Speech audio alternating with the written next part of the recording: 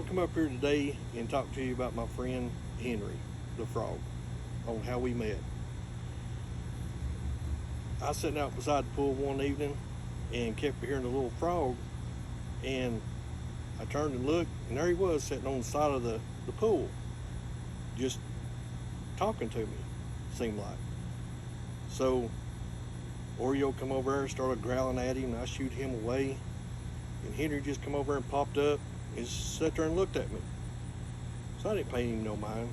So I got up the next night, come outside, sitting by the pool, and there's Henry again. And I'm looking, and I'm going, what's awful strange? So I went out and found some crickets. So I started feeding him crickets every night. And finally he got to the point where he would hop up in my lap, and I'd sit there and hand feed him crickets every night.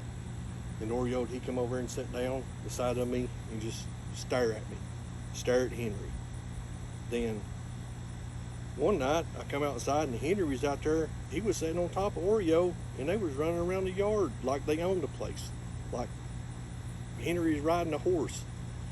So eventually Henry made it inside. We started keeping him inside, had him on his own little place.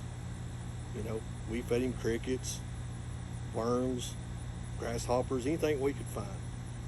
You know, people would come over to the house and look at him, and they would call him Frogger for some reason. And Henry almost like he took an insult to it, because I don't think he wanted to be called Frogger or be associated with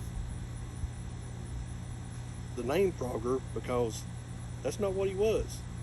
Henry was a friend. He was my friend. And he stayed with me till we went everywhere together. We'd go to the grocery store, I'd put him in my little pocket, and we'd go up there, and we'd come home, and he was like the best little pet you could ever have. Until one day, Oreo sat on him and killed him.